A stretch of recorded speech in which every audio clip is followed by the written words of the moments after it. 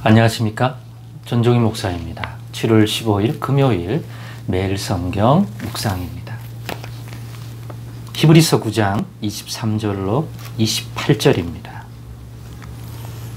그러므로 하늘에 있는 것들의 모형은 이런 것들로서 정결하게 알 필요가 있었으나 하늘에 있는 그것들은 이런 것들보다 더 좋은 제물로 할지니라.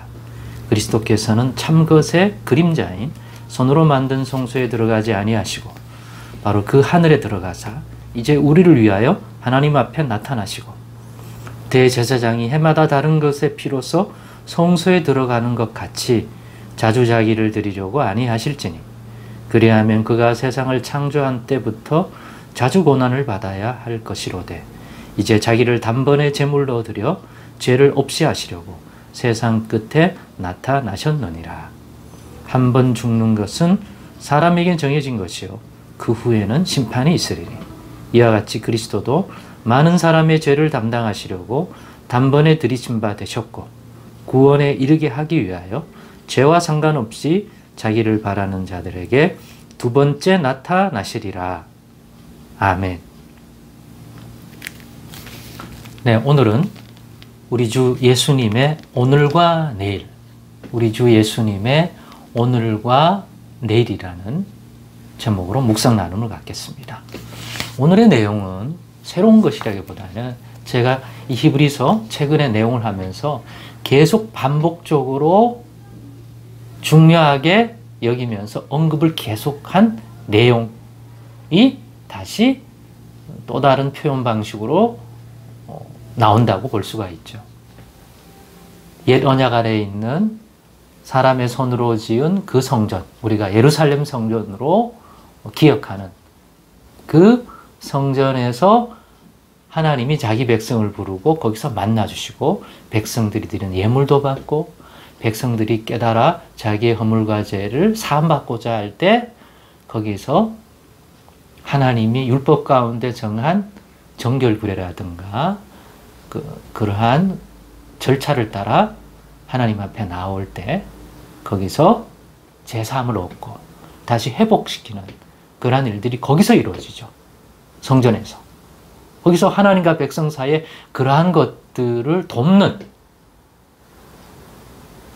그러한 것들이 하나님께 온전히 상달되게 하고 또 하나님이 주시는 받으셔서 하나님이 베푸시는 그러한 것들을 백성들에게 선포해주고 하는 이 중보적인 역할을 하는 직임을 받은 사람이 바로 그 성전 성소에서 일하는 자인데 그들이 바로 제사장이고 그리고 그 제사장 중에서 그 성소 안에 첫 번째 장막인 성소와 일반 성소와 휘장으로 가려져 있어서 특별한 경우를 제외하고는 거기에 들어가는 일이 없는 지성소가 있는데 1년에 한 차례 그 백성의 죄를 속하려고 대표로 들어가는 한 사람이 있는데 그 한 사람이 그 해의 대제사장인 거죠.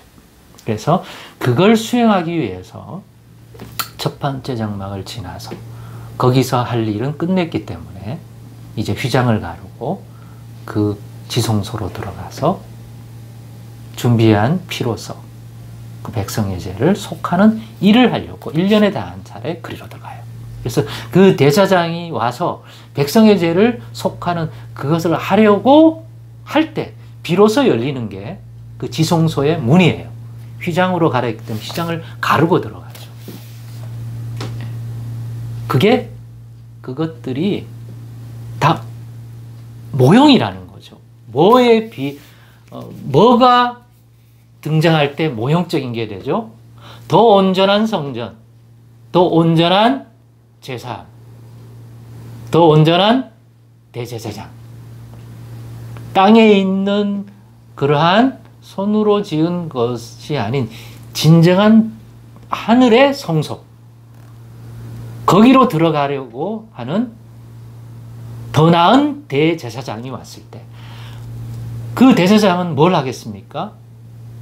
다시 손으로 지은 예루살렘 성전에 가서 그 지성소로 들어가면 그럴 필요가 없죠. 그 일을 하는 제사장, 대제사장은 이미 있기 때문에 그리고 하나님이 정하신 율법 가운데서 그 대제사장은 누구예요? 레위 지파 아론의 계통에서 세워요. 그건 있단 말이에요. 그게 아니라 예수님은 더 온전한 것을 위하여 오신 제사장이다. 멜기세덱의 계열에 따라서 온 제사장이다. 멜기세덱의 계열이라는 것은 아브라함의 후손들 모두보다 존귀한 자예요. 왜? 아브라함이 멜기세덱의 하나님의 복을 받았기 때문이다. 큰 자가 작은 자에게 빌어주는 거거든요. 그리고 거기에 대하여 자기가 얻은 것에 대하여 10분의 1을 누구에게 주었습니까? 멜기세덱에게 주었어요. 그가 제사장입니다. 그때 레위지파 제사장들은 전부 아브라함의 허리에 있었기 때문에 그들도 드린 거죠. 그래서 멜기세덱의 반차 계열을 따라 오신 제사장은 모든 면에서 레위지파 제사장보다 존귀하고 우월하다는 얘기를 하는 거예요. 그분이 우리 예수님입니다. 예수님이 오셔서 그래서 사람의 손으로 지은 그 성전에서 이루어지는 모든 것들, 예법, 또 송아지와 염소에 피로 드는 그 피, 하나님과 백성 간에 이루어지는 그 죄사함, 그런데 그게 그 순간은 이루어지지만 또 백성들이 성전을 나가서 일상의 삶을 살 때 또 죄를 범하게 되고, 그러면 또 와야 돼. 이런 게 반복적으로 드려지는데 그런 걸 극복하는 더 나은 제사, 그걸 주도하는 제사장. 그래서 멜기세덱의 반차를 따라온 예수님은 이전 옛 언약 가운데 있던 모든 것들을 기억하는 자가 된다. 이질적인 것을 만드는 것이 아니라 거기서 드러난 약점과 부족함을 더 온전하게 해서 완전하게 만드는 그러한 의미로서의 개혁을 이룬다. 그래서 더 온전한 성전, 하늘과 땅을 첫 장막, 두 번째 장막, 지성소로 삼아서 사람의 손으로 짓지 아니한 그러한 성전으로서, 거기서 일하는 대제사장으로서 휘장을 가르고 올라가신 거다. 예수님이 십자가에 못 박히고 피를 흘리고 자신이 하늘로 올라갔다는 이미지를 그 모형적인 옛 언약에 있던 그 성전에서 성소에서 이루어지는 대제사장적 사역을 빗대어 보면 예수님이 대제사장으로 오셔서 하는 일이 뭐겠습니까? 자기를 믿는 하나님의 백성으로 부른 자들의 죄를 속하기 위하여 하늘로, 하늘 성소로 올라가 아버지께 갔는데 피 없이 간 게 아니라 자신이 흘리신 그 보혈을 들고 간 거예요. 왜 그랬겠어요? 그 행위가 뭐예요? 모형에서 보여주는 대제사장이 1년에 한 차례 그 지성소의 휘장을 가르고 들어가서 하는 일과 같다 이거예요. 믿는 자들의, 하나님의 백성들의 죄를 속하는 거. 그런데 차이가 있죠? 이건 단번에 다시 반복해서 들으지 않아요. 왜? 온전한 피요, 온전한 사역이기 때문에. 즉 그 피를 의지하여 제사함을 받는 자들은 그 피로, 그 예수님의 도움을 따라서 죄를 극복할 수 있게 만든 사역인 거예요. 반복하지 않아요. 오늘도 다시 내려와서 다시 제사를 지내지 않아요. 그 피로, 그 제사장 예수의 도움으로 우리는 오늘 힘입어서 죄를 이기고 또 죄를 깨닫게 하고 하는 거예요. 또 다른 제사가 구약 때처럼 필요한 게 아니라는 거예요. 그 피가 영원한 속죄의 피고 예수님의 대제사장이 바뀌잖아요. 영원한 대제사장이고 그분이 올라가신 아버지 계신 하늘은 진정한 하늘이고,